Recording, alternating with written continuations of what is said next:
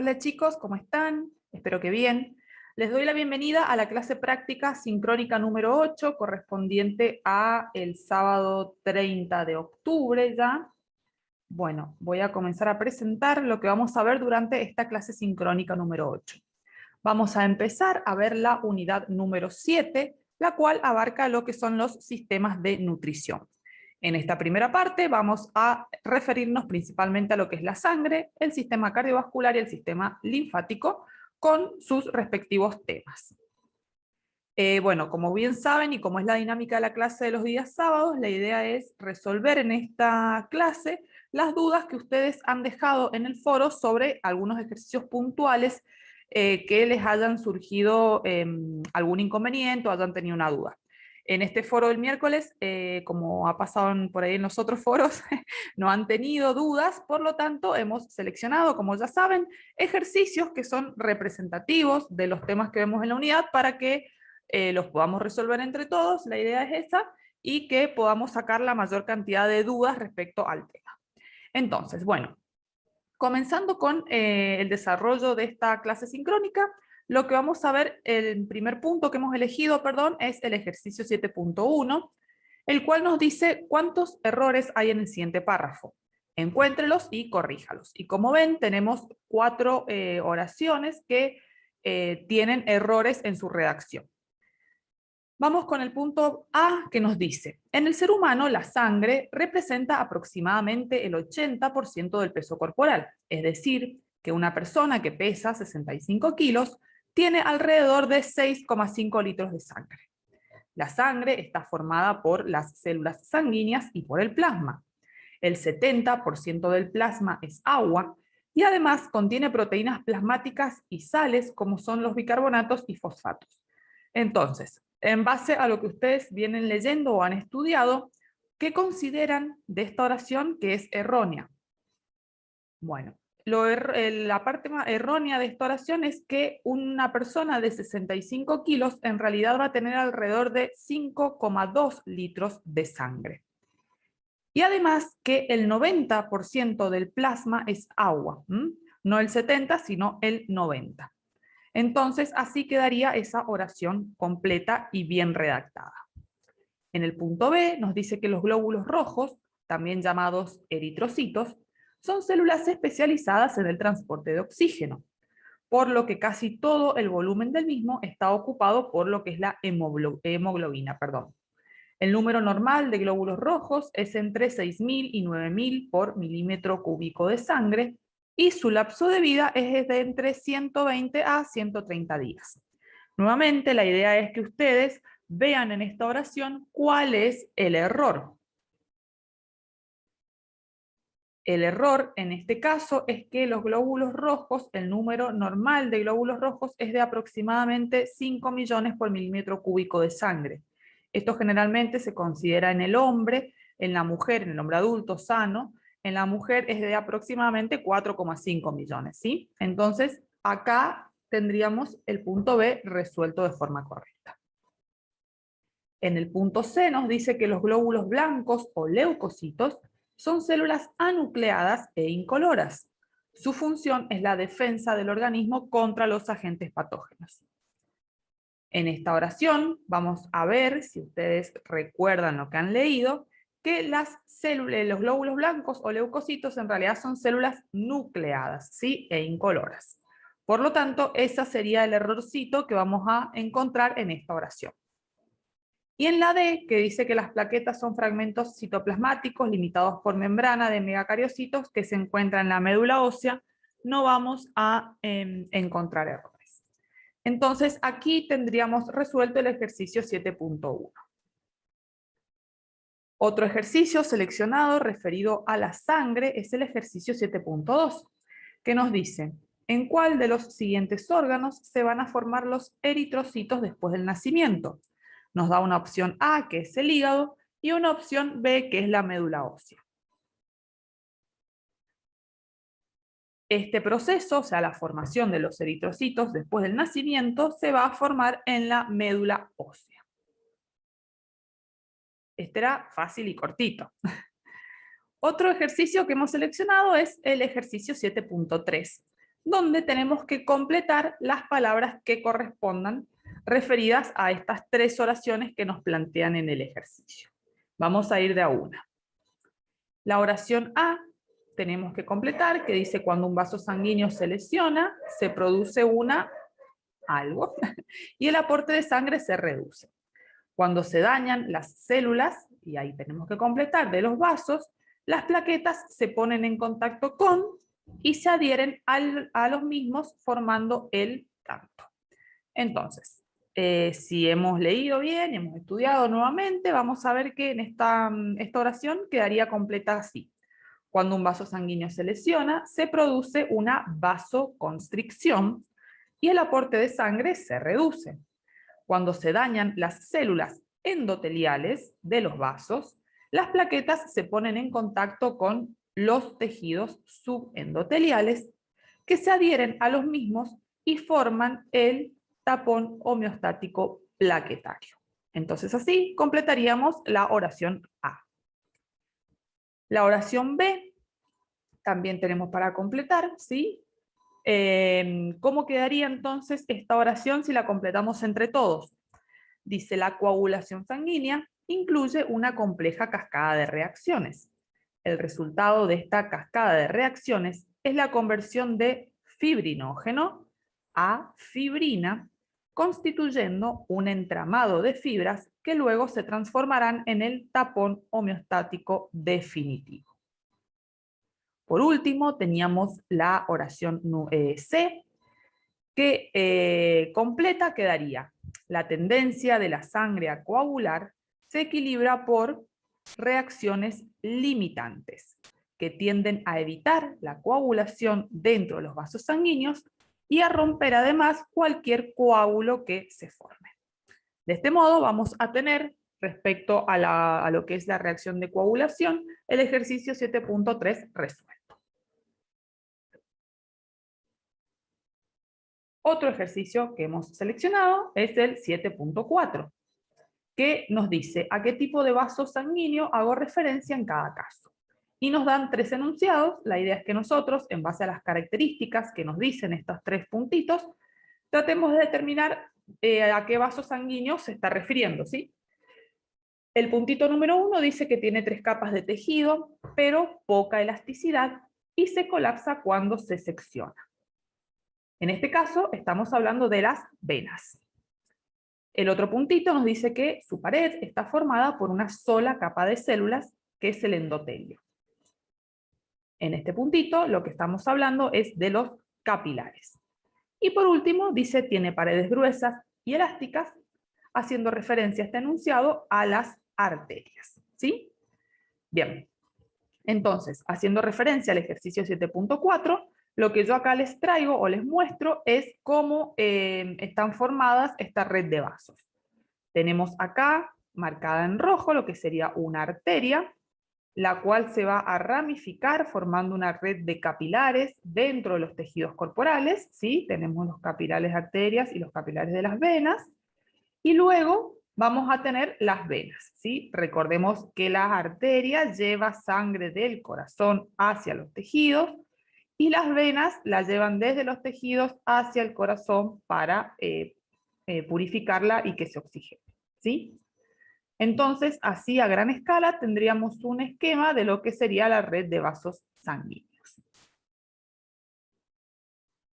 Bien, siguiendo con la selección de ejercicios, vamos a el 7.5, donde nos pide que completemos el siguiente cuadro usando las palabras clave. Como verán, yo acá para aprovechar el espacio de la pantalla, no les he puesto el cuadrito con la palabra clave. Pero bueno, ustedes guiándose a partir de sus guías de estudio las van a poder resolver bien. Entonces, cuando tenemos la presión intraventricular, la sístole ventricular, lo que hace es elevada, mientras que la diástole ventricular es baja. Hablando del estado de la válvula entre el ventrículo y las arterias, durante la sístole ventricular se encuentra abierta, mientras que durante la diástole ventricular se va a encontrar cerrada, ¿sí? Entonces tendríamos resuelto el ejercicio 7.5, en base a este cuadrito que nos dan de referencia. Bueno, otro ejercicio que hemos seleccionado es el ejercicio 7.6, que nos dice realice un dibujo del corazón y de sus vasos. Ahí nos da como un recordatorio de lo que tenemos que tener en cuenta al momento de dibujar el corazón. Y dice, recuerde incluir las 4 cavidades, las válvulas mitrales y tricúspide y los siguientes vasos: la vena cava superior, la vena cava inferior, la arteria aorta, la arteria pulmonar y las venas pulmonares, que recuerden son 4. Entonces tenemos este esquemita del corazón, que lo vamos a ver acá en más grandecito. Recuerden que esta sí fue una duda que hubo en el foro, es que nos preguntaban si el corazón siempre lo vamos a ver en esa posición. Como bien se explica también en los videos, sí, lo vamos a ver siempre en esta posición, como haciendo de cuenta que nosotros tenemos un paciente frente nuestro, ¿sí? Entonces siempre esta va a ser la ubicación, teniendo siempre presente la idea de tener al paciente enfrente nuestro, ¿sí? Bueno, entonces, basándonos en este dibujito del corazón, vamos a tener una aurícula derecha y una aurícula izquierda. Además, vamos a tener el ventrículo derecho y el ventrículo izquierdo. Recuerden que el corazón de los mamíferos poseen 4 cavidades, ¿sí? Estas son las 4 partes del corazón, los 4 compartimentos del corazón. Después vamos a tener una válvula tricúspide, que es la que separa la aurícula derecha del ventrículo derecho, y una válvula mitral, que es la que separa la aurícula izquierda del ventrículo izquierdo. Vamos a tener la arteria aorta y la arteria pulmonar. También vamos a tener la vena cava superior, que es esta parte de acá arriba, y la vena cava inferior, que está acá abajo. Y por último, lo que nos pedía marcar en el esquemita son las venas pulmonares, que son 4, y acá tenemos 2 de este lado y 2 de este lado. Entonces, así quedaría completo el esquema del corazón humano en base a la referencia que nos pide en el ejercicio 7.6. Espero que les haya quedado claro. Vamos a seguir entonces con el ejercicio 7.7, que nos dice cuál será el gasto cardíaco de una persona cuyo volumen de eyección es 75 mililitros por latido y cuya frecuencia cardíaca es de 80 latidos por minuto. Entonces, vamos a recordar primero que el gasto cardíaco se calculaba como la frecuencia cardíaca por el volumen de eyección. Como van a ver, en este ejercicio nos dan todos los datos, entonces es una simple cuentita que tenemos que hacer, donde la frecuencia cardíaca son 80 latidos por minuto, lo multiplicamos por el volumen de eyección, que son 75 mililitros por latido, y vamos a obtener un gasto cardíaco de 6.000 mililitros por minuto o 6 litros por minuto. Entonces, esa sería la resolución del ejercicio 7.7. Como verán y recuerden, es una cuentita bastante simple la que hay que realizar. Otro ejercicio bastante importante que les hemos seleccionado es el 7.8, donde nos pide que completemos el cuadro comparativo entre el circuito pulmonar, el circuito vascular pulmonar, y el circuito vascular sistémico. ¿En base a qué?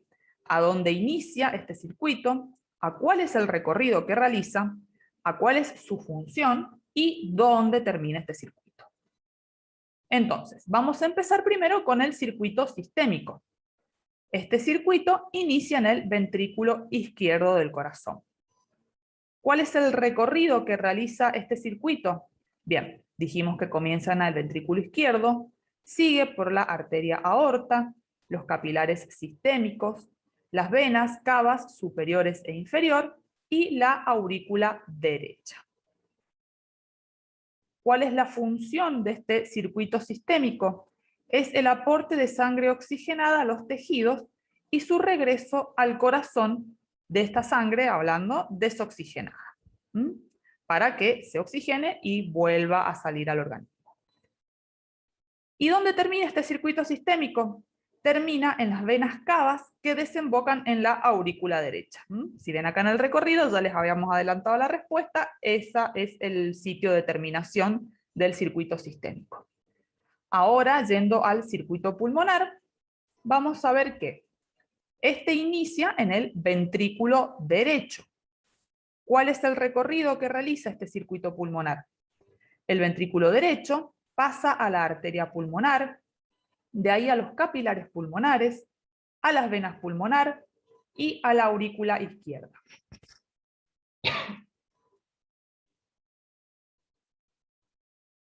¿Cuál va a ser la función de este circuito pulmonar? Es el aporte de sangre desoxigenada al pulmón para su oxigenación y de allí su regreso al corazón oxigenada para salir nuevamente al organismo, ¿sí? ¿Y dónde va a terminar? Va a terminar en las venas pulmonares que desembocan en la aurícula izquierda. Nuevamente, cuando vimos en el puntito del recorrido, ¿cuál era el recorrido de este circuito? Teníamos también la respuesta ahí de dónde terminaba.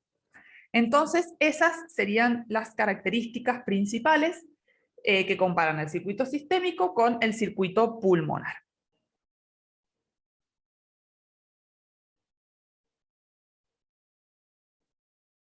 Bien, siguiendo con la selección de ejercicios, hemos traído el 7.9, que dice, ya sabemos que la contracción del músculo cardíaco se inicia en un área especial del corazón, formadas por células musculares cardíacas especializadas, que pueden iniciar espontáneamente su propio impulso y contraerse.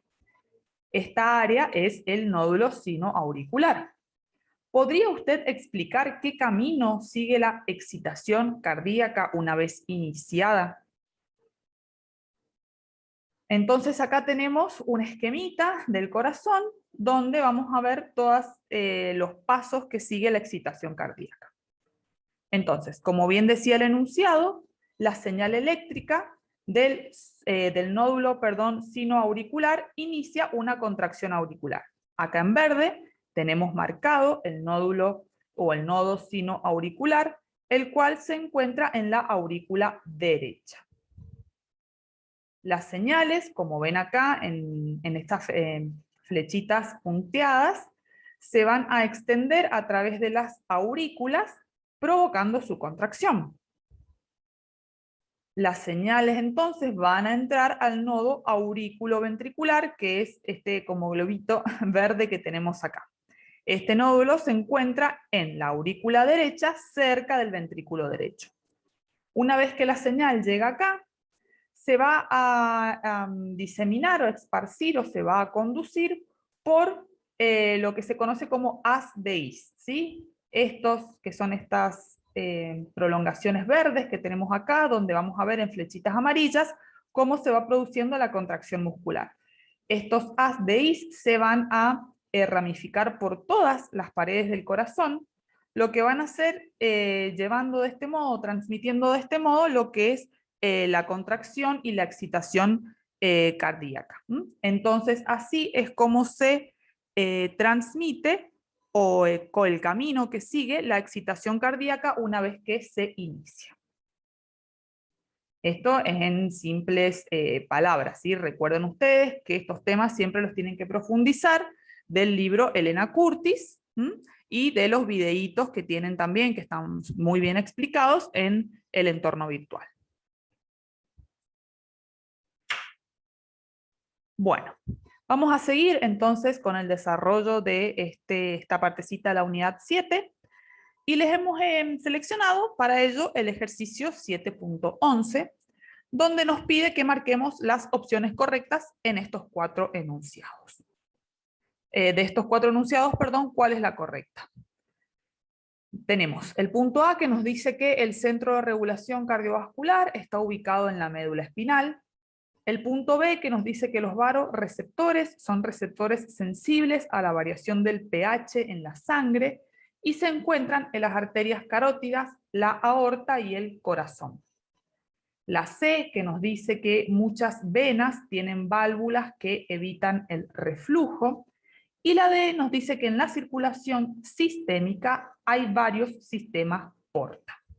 Entonces, ¿cuáles son, ustedes leyendo, en base a lo que han estudiado, las opciones correctas en este punto? La opción C, que nos dice que muchas venas tienen válvulas que evitan el reflujo. Acuérdense que estamos hablando de venas. Y la opción D, que nos dice que en la circulación sistémica hay varios sistemas porta. Como venimos haciendo en las clases anteriores, la idea siempre es ver cuáles son las opciones correctas, como dice el enunciado, pero también tratar de entender por qué las incorrectas son incorrectas, cuál es la parte incorrecta de los enunciados, ¿sí? En la A nos dice que el centro de regulación cardiovascular está ubicado en la médula espinal. ¿Por qué es incorrecta esta opción? Perdón, vamos primero con la B. Se me adelantó la presentación. La B nos decía que los varoreceptores son receptores sensibles a la variación del pH de la sangre y que los mismos se encuentran en las arterias carótidas, la aorta y el corazón. En realidad, los varoreceptores son receptores sensibles a la presión arterial, ¿sí? Y se encuentran en las arterias carótidas, aorta y en el corazón. Esa sería la opción correcta. ¿Y por qué era incorrecta? Porque hablábamos del pH, y eso no es así. Y en la A, como bien habíamos dicho anteriormente, que también era incorrecta, es porque el centro de regulación cardiovascular se encuentra ubicado en el bulbo raquídeo. Entonces, bueno, siempre tratemos de hacer esa práctica, de ver por qué, si nos pide la correcta, las incorrectas son incorrectas, cosa de que tengamos una idea de si estamos estudiando bien el tema y si nos surgen algunas dudas al respecto, tratar de evacuarlas siempre. Y por último, les hemos seleccionado dentro de los ejercicios de sistema cardiovascular, más uno referido al sistema linfático, que nos pregunta cuál es la función de los ganglios linfáticos. Bien, acá vemos entonces el esquemita de los ganglios linfáticos y tenemos que estos son los sitios de proliferación de linfocitos y también de eliminación de restos celulares y de partículas extrañas de la linfa antes de que estos ingresen al torrente sanguíneo, ¿sí? Entonces esa sería la función principal de los ganglios linfáticos. Y acá en este esquema vemos dónde se encuentran los ganglios linfáticos en el cuerpo humano.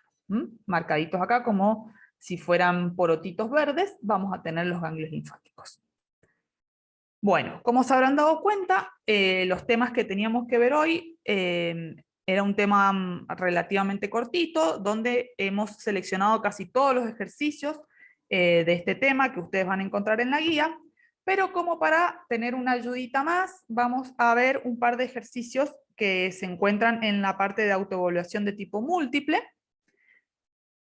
Los ejercicios seleccionados son el ejercicio 7.15, que nos pide cuál de las aseveraciones abajo enunciadas con respecto al corazón es falsa. Y nos dan 4 opciones. La A, que nos dice que está formado por músculo cardíaco de contracción involuntaria. La B, que dice que la válvula mitral separa la aurícula izquierda del ventrículo izquierdo. La C, que nos dice que la válvula tricúspide separa el ventrículo derecho de la arteria pulmonar. Y la D, que nos dice que en el adulto normal no existe comunicación funcional entre ambas aurículas. Entonces, de estas 4 opciones, la incorrecta es la C, ¿sí? Que la válvula tricúspide separa el ventrículo derecho de la arteria pulmonar. Pero como bien dijimos en el ejercicio anterior, y como venimos diciendo todos los sábados, hay que ver por qué esta opción es incorrecta. A ver si se acuerdan, vamos a ver en el esquemita del corazón que dibujamos anteriormente, que en realidad la válvula tricúspide lo que hace es separar el ventrículo derecho de la aurícula derecha, ¿sí? Entonces, ese sería el enunciado correcto de esta oración. Y por último tenemos el ejercicio 7.20, que también es de opción múltiple, que este es un ejercicio que correspondía al examen de ingreso 2021, fue una pregunta, perdón, del examen de ingreso, que nos dice que el sistema cardiovascular está constituido por el corazón y una red de vasos que transportan la sangre en nuestro organismo. ¿Cuál de todos los enunciados abajo es la función de la arteria aorta? La A nos dice que distribuye sangre oxigenada por todo el circuito sistémico. La B dice que distribuye sangre desoxigenada a los miembros superiores. La C, que dice que se transporta sangre desoxigenada hacia los pulmones. Y la D, que dice que transporta sangre oxigenada desde el pulmón hacia la aurícula izquierda. Entonces, ¿cuál de todas estas es la función de la arteria aorta? Es la A, que se encarga de distribuir sangre oxigenada por todo el circuito sistémico. Y por último, ahora sí para concluir, tenemos el ejercicio 7.21, que nos pregunta cuál de las aseveraciones abajo enunciadas con respecto al sistema linfático es falsa. La A dice los vasos linfáticos constituyen la vía de retorno del líquido intersticial al sistema circulatorio. La B dice los vasos linfáticos no poseen válvulas. La C dice que los ganglios linfáticos sirven como filtros, extrayendo de la circulación restos celulares y partículas extrañas. Y la D dice que los ganglios linfáticos están densamente poblados por linfocitos y macrófagos. Entonces, en base a lo visto en el desarrollo de esta parte de la unidad, vamos a ver que la opción falsa es que los vasos linfáticos no poseen válvulas. ¿Por qué es falsa esta oración? Porque los vasos linfáticos, sí poseen válvulas. Bueno, esto entonces ha sido todo por esta clase. Nos veremos el sábado que viene, ya en forma presencial. Recuerden que este sábado 30 se habilita la segunda parte de la unidad 7 y que el miércoles vamos a tener el foro de consultas habilitado desde las 10 de la mañana a las 9 de la noche para que ustedes pongan dudas respecto a la ejercitación que se habilita este sábado. Como siempre les pedimos, traten de participar, por más de que por ahí no puedan resolver todos los ejercicios, traten aunque sea de verlos así como por encima para ver qué dudas les surgen y puedan ponerlas en el foro y el sábado las podamos conversar y resolverlas, así entienden bien el tema, ¿sí? Bueno chicos, ha sido todo por hoy. Muchas gracias y nos estaremos viendo el sábado que viene.